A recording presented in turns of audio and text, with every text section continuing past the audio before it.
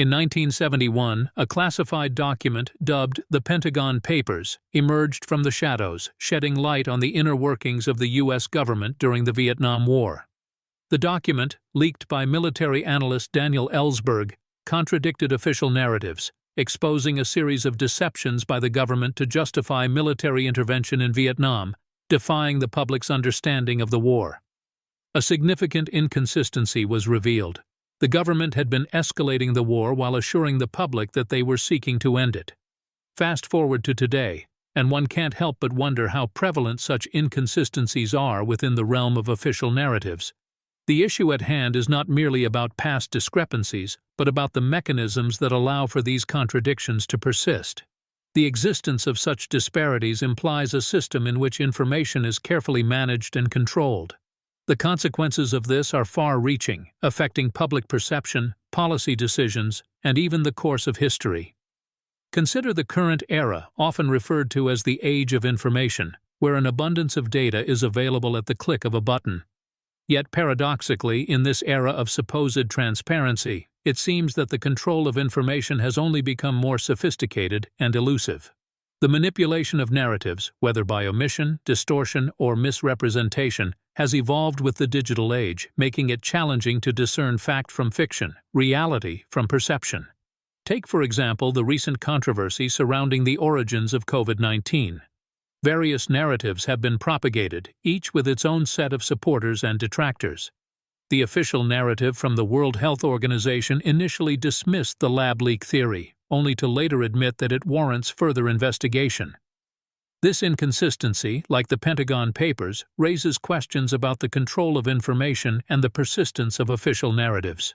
In the grand tapestry of human events, information is power, and control over information translates into influence over the public narrative.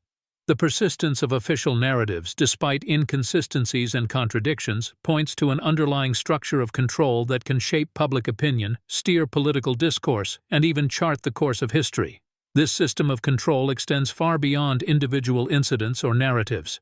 It forms a complex web that intertwines governments, corporations, and media entities, each with its own agenda and influence. The challenge for the discerning observer is to navigate this labyrinth, to separate fact from fiction, and to understand the mechanisms that underpin the control and persistence of official narratives. It is a daunting task, but one that is essential in an era where information, or the lack thereof, can shape the world as we know it. Therein lies the paradox of our time. In an era defined by information abundance, the control of information has never been more critical or more elusive. The persistence of official narratives, despite glaring inconsistencies or contradictions, serves as a testament to this paradox. History and context provide invaluable insights into the intricate mechanisms of information control. The art of controlling the narrative is not a product of the digital age, but rather a phenomenon deeply entrenched in the annals of human history. Its roots can be traced back to ancient civilizations, where rulers, priests, and scholars held exclusive access to knowledge and information. Consider, for instance, ancient Egypt. The pharaohs, considered divine figures, used hieroglyphics, a form of writing accessible only to an elite group of scribes, to convey messages and laws to the populace. This concentration of knowledge and information, coupled with the population's widespread illiteracy, created a structure that facilitated the control of narratives and solidified the pharaoh's power. Fast forward to 15th century Europe, and the advent of the Gutenberg press revolutionized information dissemination. For the first time, the written word was no longer the exclusive domain of the elite. The press spawned an information democratization wave quite unlike anything the world had seen before. However, it also brought about the advent of censorship and state-controlled narratives, as rulers sought to maintain their hold on power and control public discourse. Perhaps one of the most poignant examples of this is the Chinese Empire's Great Wall. Not merely a physical barrier to deter invaders, the wall also served as an information blockade, isolating the empire from external influences and ideas. It enabled the ruling class to create and maintain a homogeneous narrative within its borders, fostering an environment conducive to control and manipulation of public perception. This brief historical detour is not mere trivia. It serves to illustrate a fundamental truth. The control of information, and thereby public discourse, is an age-old practice, deeply embedded in the DNA of human society. These ancient mechanisms have evolved and adapted to the digital age, taking on new forms and complexities. A vivid image from this historical landscape is that of the Great Wall of China, not just as a physical structure, but as a symbol of information control. It serves as a stark reminder of the lengths to which institutions will go to maintain their narratives, constructing walls, not just of stone, but of information, fostering an environment conducive to control and manipulation of public perception. It is this image that we carry with us as we delve deeper into the labyrinth of information control and the persistence of official narratives. Across the annals of history there have been key figures, elusive texts, and earth-shattering discoveries that have dared to reveal the forbidden narrative. These are the gatekeepers of truth, the brave few who dared to challenge the status quo, to question the accepted narrative, and in doing so, shed light on the mechanisms of information control. The Dead Sea Scrolls, unearthed in the mid-20th century, serve as a potent example. These ancient texts, hidden away for centuries in the arid wilderness, challenged long-held beliefs about the Bible and early Christianity. They revealed a narrative that was not in harmony with the one propagated by the religious elite, exposing a version of history that was at odds with the official account. In a similar vein, the Rosetta Stone, discovered during Napoleonic rule, unveiled a fresh understanding of ancient Egyptian civilization. The hieroglyphs decoded from this stone not only unlocked the secrets of an ancient civilization, but also exposed a narrative that had been lost to time, hidden away under layers of sand and forgotten languages. In more recent times, whistleblowers have emerged as vital challengers to official narratives. People like Edward Snowden and Julian Assange have risked their livelihoods, and indeed their lives, to expose the underbelly of information control. Their revelations have uncovered a web of surveillance, manipulation, and deceit, highlighting the extent to which powerful entities will go to control the narrative. There's also a trove of esoteric writings that challenge accepted narratives. The Gnostic Gospels, for example, present a radically different image of early Christianity, one that diverges from the narrative propagated by the mainstream church. These texts, suppressed and deemed heretical, offer a glimpse into how narratives can be controlled, distorted, and silenced. Archaeological finds, too, have the power to disrupt established narratives. The discovery of the ancient city of Troy, once believed to exist only in myth, has reshaped our understanding of ancient history. Each of these examples stands as a testament to the lengths authorities will go to maintain control of the narrative and the brave few who dare to challenge them.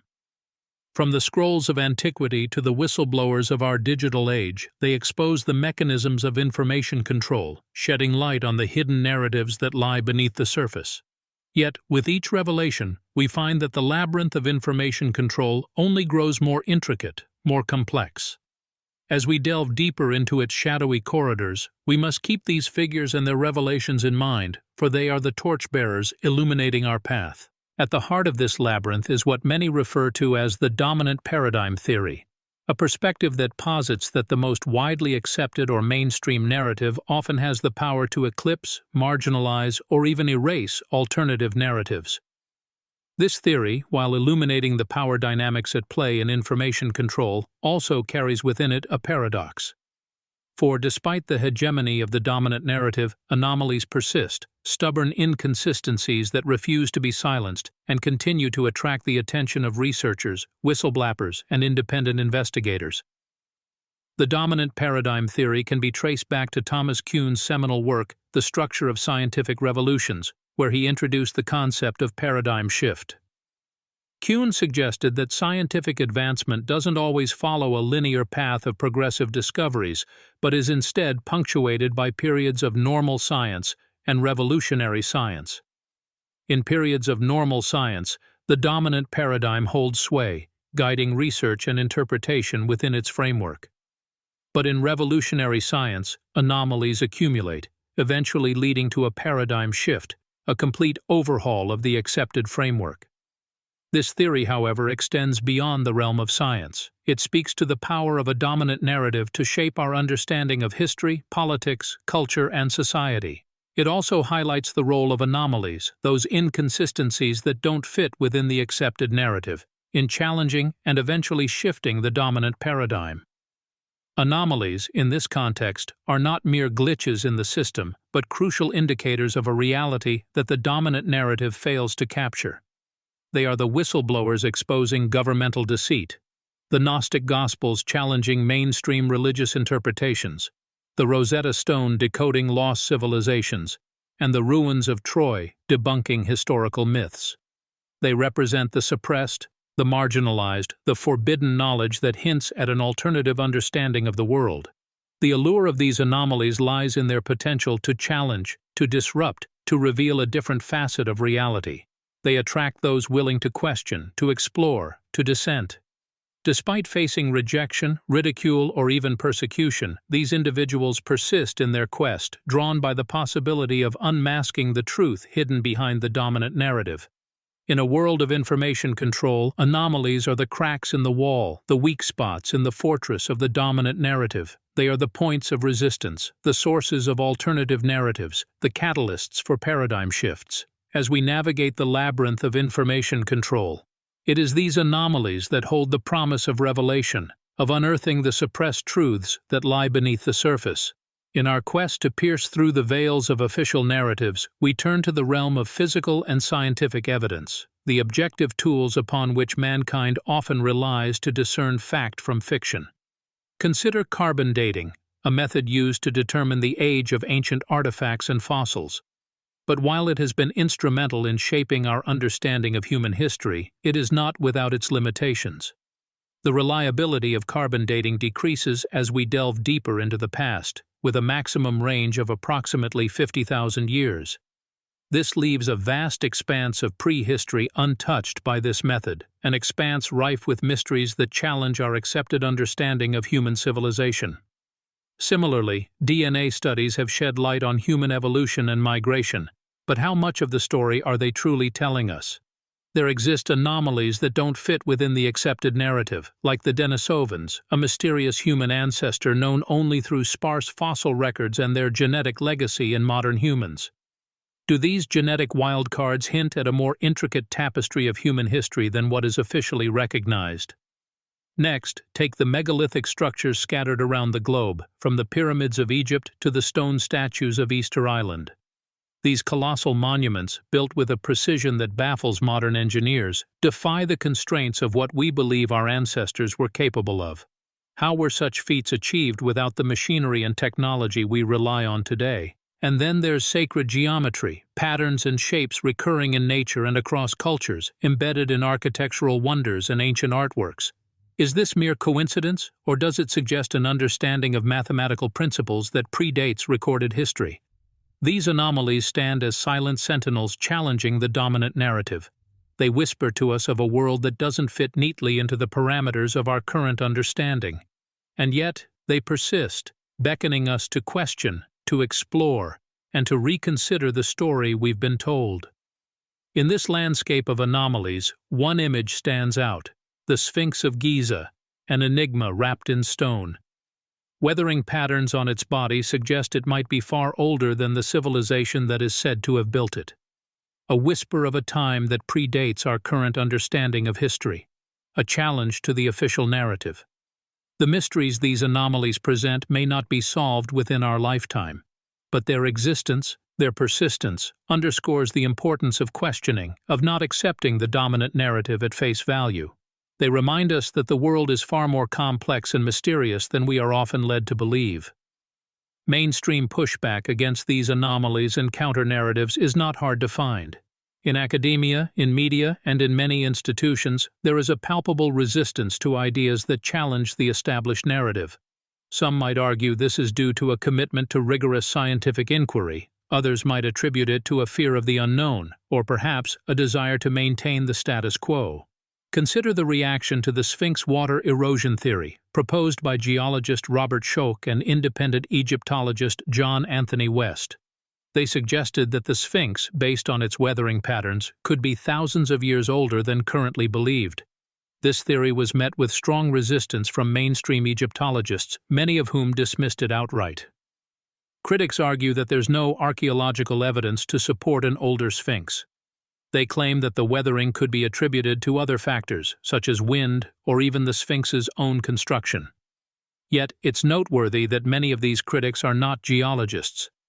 Their dismissal is based on a preconceived notion of history, not on a thorough examination of the geological evidence. This pattern of suppression is not unique to the Sphinx controversy. When evidence emerges that contradicts the dominant narrative, it is often buried, discredited, or ignored. For instance, the discovery of Göbekli Tepe, an archaeological site in Turkey that predates Stonehenge by at least 6,000 years, stirred a similar controversy. Here was a complex site, constructed by a supposedly primitive hunter-gatherer society that didn't fit into the accepted timeline of civilization. But instead of being celebrated as a groundbreaking find, it was initially met with skepticism and disbelief. Some have argued that this pushback is an attempt to protect established theories and reputations.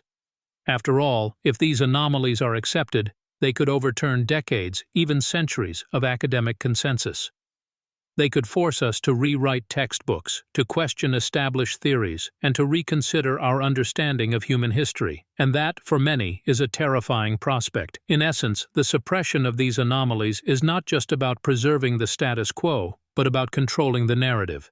It's about deciding which stories get told and which get silenced. It's about defining what is considered knowledge and what is dismissed as fringe. In the next segment, we will delve deeper into this control of information, exploring how it shapes our understanding of the world and why it is so fiercely guarded. This control of narrative is not confined to physical history. It reaches into the metaphysical and spiritual dimensions as well. For instance, we can consider theories about human origins that diverge from the mainstream scientific narrative of evolution. Some spiritual traditions posit that humanity is far older than science suggests, and that our consciousness is not a byproduct of evolution but rather a fundamental aspect of the universe itself. These theories suggest that humanity has a divine purpose and is part of a grand cosmic design. One example is the ancient Hindu concept of the yugas, cycles of time that span millions of years. Each yuga represents a different stage in human spiritual and moral development, from the high spiritual attainment of the Golden Age, or Satya Yuga, to the moral decay of the Iron Age, or Kali Yuga.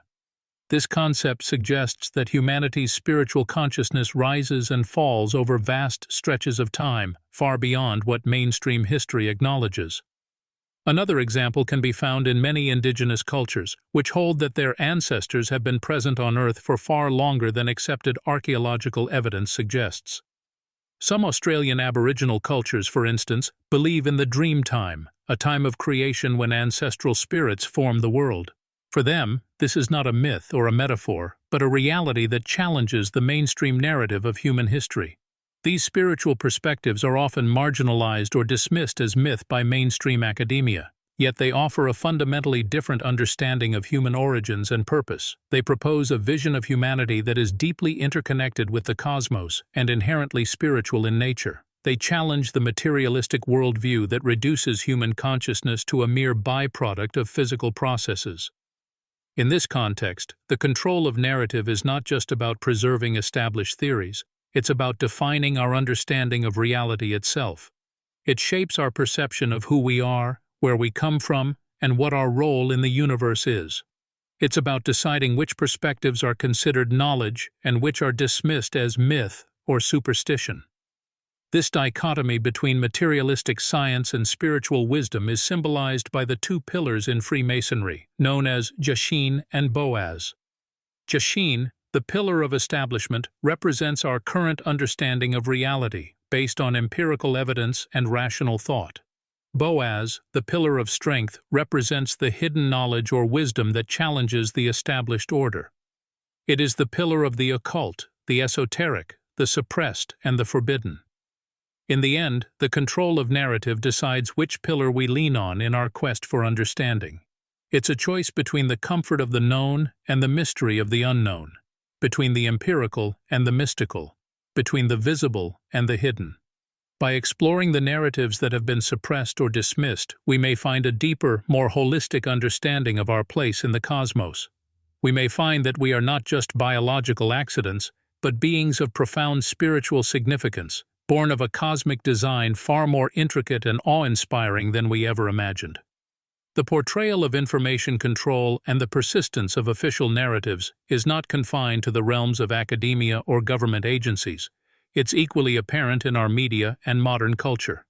The influence extends across diverse platforms, evidenced in documentaries, books, TikTok, YouTube, and the thriving online truth-seeking communities. In the world of documentaries, the narrative is often shaped by the filmmaker's perspective, which may lean toward the accepted narrative or venture into the realm of alternative theories. Consider the documentary Loose Change, which questions the official narrative of 9/11. Its popularity ignited a wave of alternative perspective films, challenging the mainstream accounts on significant events. On the other hand, documentaries like An Inconvenient Truth promote the accepted narrative of climate change, reinforcing mainstream scientific consensus. Books, too, play a significant role in shaping our perception of reality, often serving as vessels for the official narrative. For instance, history textbooks present a specific account of events, subtly molding the reader's understanding of the past. Conversely, books like Fingerprints of the Gods by Graham Hancock present alternative narratives, questioning established archaeological theories and offering a different view of human history.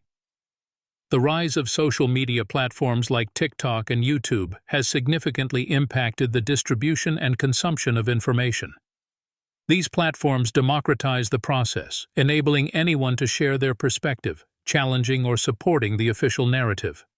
Yet, they're also prone to manipulation and misinformation, blurring the lines between truth and deception. Online truth-seeking communities, such as those found on Reddit and other forums, serve as breeding grounds for alternative narratives.